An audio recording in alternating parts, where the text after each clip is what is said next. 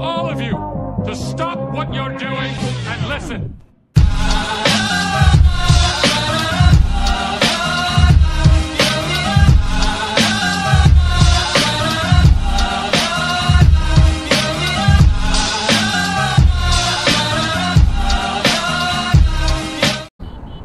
Hello. So hello there everyone, assalamu alaikum. আমি Ohidul Islam Prince, welcome to my other new blog. So আজকে হচ্ছে ঈদের দ্বিতীয় দিন অ্যান্ড এখন বাজে সন্ধ্যা 8টা। তো যেহেতু আমি আবার ব্লগে আসছি, ক্যামেরা আমার আবার ওপেন হয়েছে এবং আপনার সামনে রোড দিতেছেন, দ্যাট মিনস আমি আবার ট্যুরে যাচ্ছি অ্যাজ ইউজুয়াল। বিকজ আমি অলওয়েজ ট্যুর স্টার্টটা ট্যুর বলতে কি মানে আমি ব্লগটা অ্যাকচুয়ালি স্টার্টই করি হচ্ছে রোডে উঠে।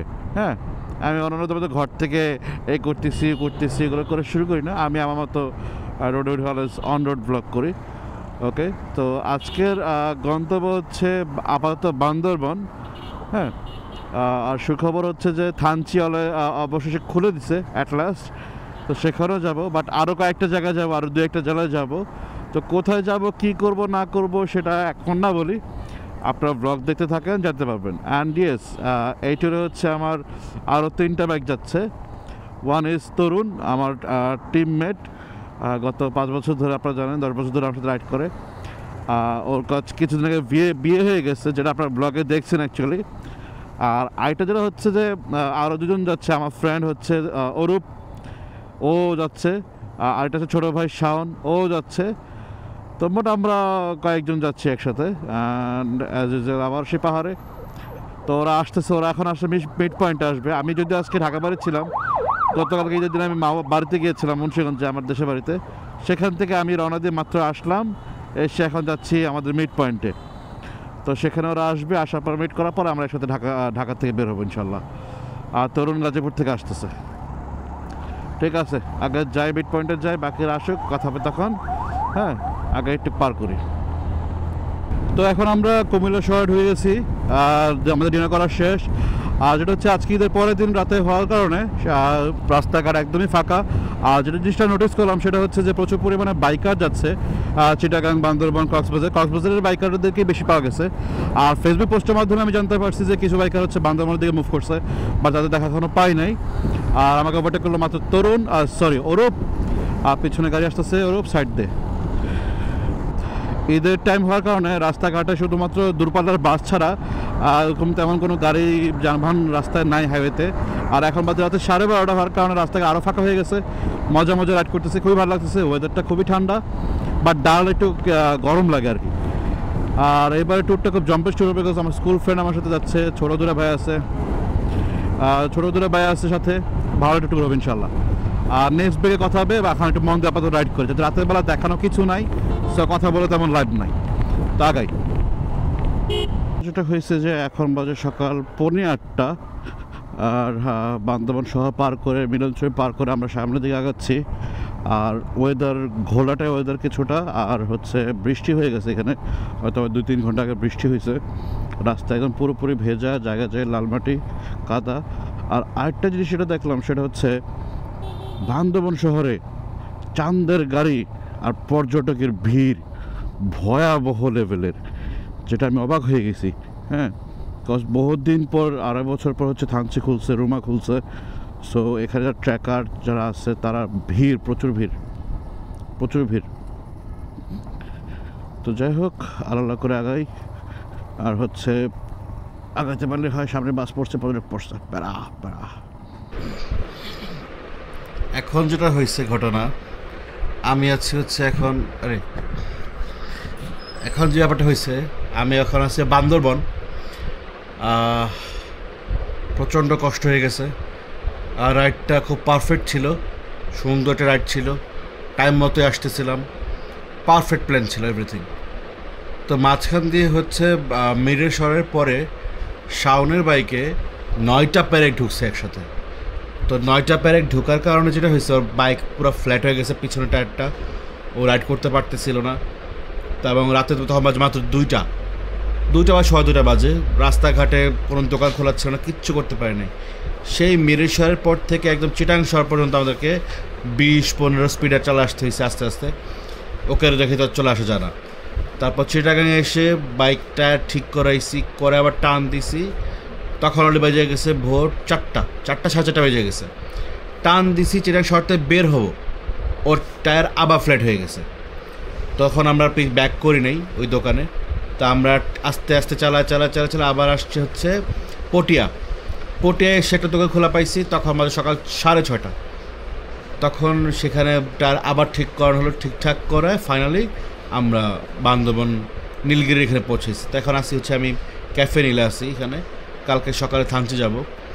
যাই হোক, রাইডটা খুব সুন্দর ছিল, বাট প্যারা খেয়ে গেলাম, মাঝখানে একটা ব্যাড বাস খেয়ে গেলাম। বাট এটা ইটস ওকে, এটা অ্যাক্সিডেন্ট বা দুর্ঘটনা যাই হোক না, এটা তো বলে কেউ আসে না, হঠাৎ করেই হয়ে যায়। আর এখানে তো কারো হাত নেই। তার যদি টিম মেম্বার ফালাতে আসতে পারি না, কখনই ইম্পসিবল। টিম মেম্বার রেখে আসার তো প্রশ্নই আসে না। যতই কষ্টের সাথে করে নিয়ে আসছি, এবং ও খুব স্যাটিসফাইড। ওর মধ্যে গিল্টি ফিল করতেছিল যে আমার জন্য দেরি হয়ে যাচ্ছে। আমার কথা হচ্ছে ট্যুরে বেরিয়েছি, এটা ট্যুর একটা অংশ, পার্ট, এটা হতেই পারে, ইটস খুবই নর্মাল একটা ব্যাপার। তারপর নিয়ে আসলাম, আলহামদুলিল্লাহ খুব সুন্দরটা রাইড করছি, কোনো অ্যাক্সিডেন্ট দুর্ঘটনা ঘটে নাই, সই সালামতে সুস্থভাবে আসতে পারছি, এটা আলহামদুলিল্লাহ। এখন ঘোরাঘুরিটা ভালো মতো করলে হয়। ওকে, তো এখন আজকের দিনটা এখান থেকেই আপাতত শুরু হবে, ঘুম থেকে ওঠার পর থেকে ঘোরাঘুরি শুরু হবে। এখন রেস্ট নেই, ঘুমাই, খুবই টায়ার্ড। চলতেন বাই।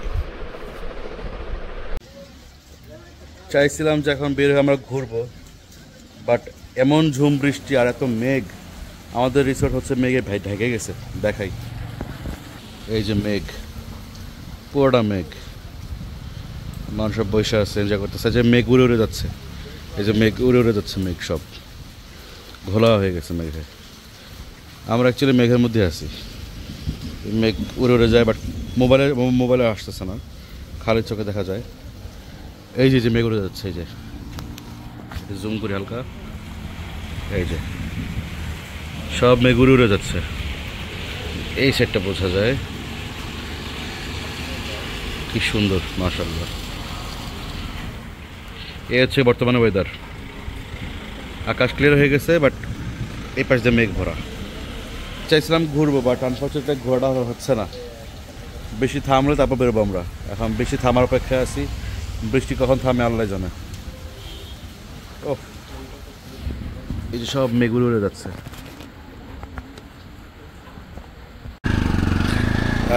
অবশেষে বৃষ্টি থামছে, ঝুম বৃষ্টি পড়ছিল, ঝুম বৃষ্টি থামছে, অ্যান্ড আমরা মেঘ দেখছি প্রচুর পরিমাণে, প্রচুর মেঘ ছিল। তো প্রচুর পরিমাণে মেঘ ছিল, মেঘ দেখলাম। এখন যাচ্ছে একটু ঘুরতে আশপাশে।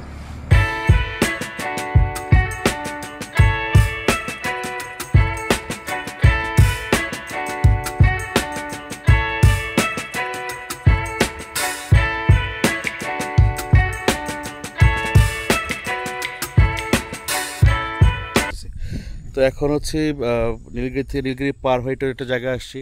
এখানে প্রচণ্ড মেঘ, এই যে আমার বাইক, তারপরে যে পাশে শাওন দাঁড়ায় আছে, ফটোশ্যুট করতেছে।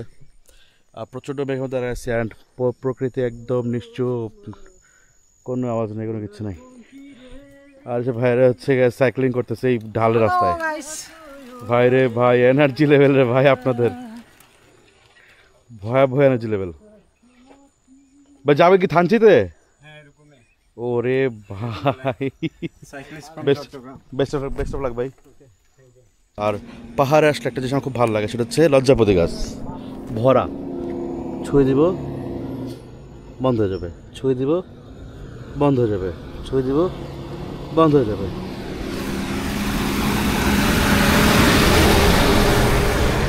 পাহাড় আসলে একটা জিনিস খুব ভালো লাগে, সেটা হচ্ছে লজ্জাপতি গাছ। মানে পাহাড়ে আপনি যেখানে যান, যে পাশে যান, শুধু লজ্জাপতি গাছে ভরা। আর আমার চারপাশে মেঘের মধ্যে দাঁড়ায় সিটটা ঝুম বৃষ্টি হয়েছে, বৃষ্টি থামার পরে এখন হচ্ছে মানে মেঘ ভরে গেছে। আর আমার বাইকের আলোতে ক্যামেরা আসবে যে না, মেঘ যাচ্ছে, দেখেন কত দেখা যাবে বলে মনে হয় না। দেখি ওই ফগলেটটা জ্বালাই, দেখা যায় না। যাই হোক, এখন একটু মুভ করি, সামনে একটা পয়েন্ট আছে, ওখানে যাবো, ওখানে বসবো কিছুক্ষণ। ঘুরতে ঘুরতে ঘুরতে ঘুরতে ঘুরতে ঘুরতে আমার এক জায়গায় চলে এসেছি। এই জায়গায় ভিউটা অনেক বেশি সুন্দর। এই যে দেখাই, এই পাশ থেকে মেঘগুলো উপর দিকে উঠতেছে, ফ্লো করতেছে। ওই পাশ থেকে পাহাড়ে, ওই পাশ থেকে মেঘগুলো নিচে নেমে এদিক থেকে আসতেছে এভাবে, আর এগুলো ঘুরতে ঘুরতে উপর দিকে উঠতেছে। আর হচ্ছে রাস্তা, এই হচ্ছে ভিউ, মানে কি শান্তি লাগতেছে, বহুত দিন পরে আইসা 1 বছর পর এই ভিউটা আবার পাইছি, ভালো লাগতেছে। চোখের শান্তি, নীরব নিস্তব্ধ, কোনো আওয়াজ নাই, কোনো মানুষজন নাই, কিচ্ছু নাই, খুবই বেশি ভালো লাগতেছে, শান্তির জায়গা।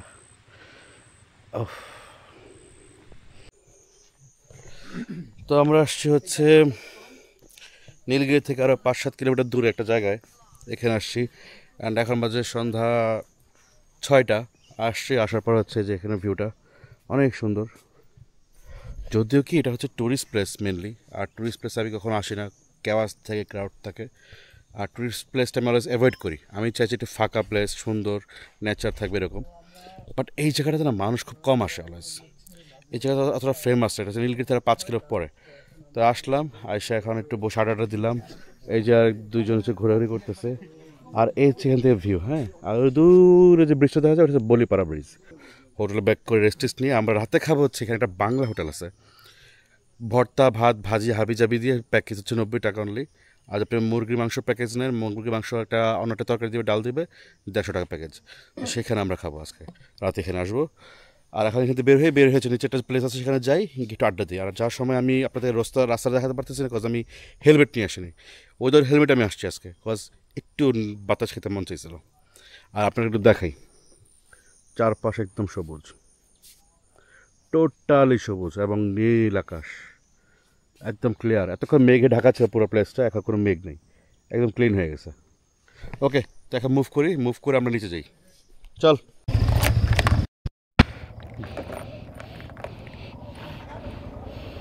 তো এখন বাজে সকাল 5:45 ভোর। এখন হচ্ছে আমরা থানচির উদ্দেশ্যে রওনা দিলাম। এখন প্ল্যান হচ্ছে থানচি পৌঁছে আমরা তামাতঙ্গি, ডিম পাহাড় প্লাস আশপাশের যেগুলো জায়গা আছে ওখানে একটু ঘুরবো, ছবি তুলবো, আড্ডা দিব, তারপর চলে আসবো। আজকে যেহেতু ঈদের ছুটি চলতেছে, এখনও প্রচুর গাড়ি ঢুকছে, কালকে প্রায় কয়েকশো বাইক ঢুকছে, কয়েকশো। সো প্রচুর চাপ যাবে, এই জন্য আমরা সকাল সকাল ফাঁকা থাকতে হচ্ছে আমরা বের হয়ে গেছি, যেন চাপটা না খেয়ে আমরা।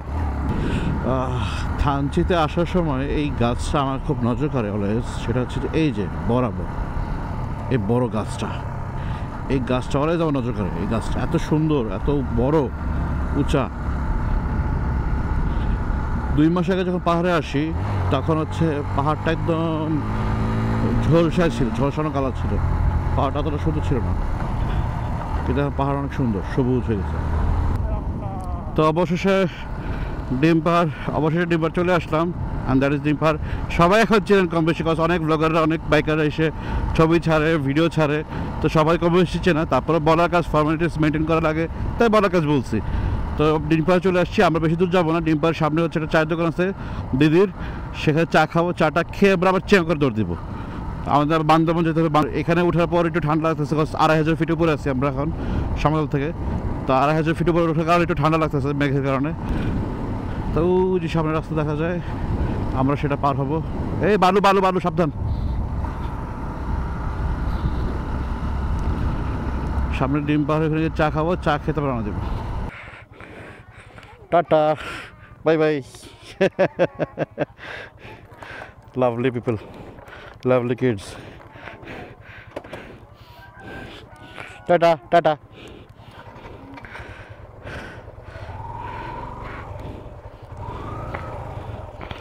তো ডিম পাহাড় ছবি তুলে এখন মুভ করতেছি সরাসরি বান্দরবন নীলগিরিতে, আবার হোটেলে। প্রচণ্ড গরমে অতিষ্ঠ সবাই। আর পাহাড় আসলে বাচ্চারা কেমন হাই দিবেই। আমরা হচ্ছে নীলগিরির দিকে আগাচ্ছি। তো হঠাৎ করে এখন দেখি যে এত গরম, সকাল থেকে রোদে পড়তেছি, আর গত 10 মিনিট ধরে দেখি হঠাৎ করে আকাশের কালার চেঞ্জ হয়ে গেল। আকাশে প্রচণ্ড পরিমাণে কালো মেঘ জমতেছে, বৃষ্টি আসবে এবং সেটা ঝুম বৃষ্টি আসবে। অ্যান্ড ডান দিকের আকাশ পুরো কালো হয়ে যায়, আকাশ পুরো কালো হয়ে গেছে একদম। আকাশ আর নীল বা সাদা নেই, এই যে আকাশ পুরো কালো হয়ে গেছে, ঝুম বৃষ্টি আসবে। তো দেরি না করে আগায়। আর লাঞ্চের টাইম হয়ে গেছে, 1:30 বাজে। লাঞ্চও করতে হবে, ফ্রেশ হওয়া লাগবে, খুব টায়ার্ড লাগতেছে, মানে গরমে বিধ্বস্ত করে ফেলছে একদম।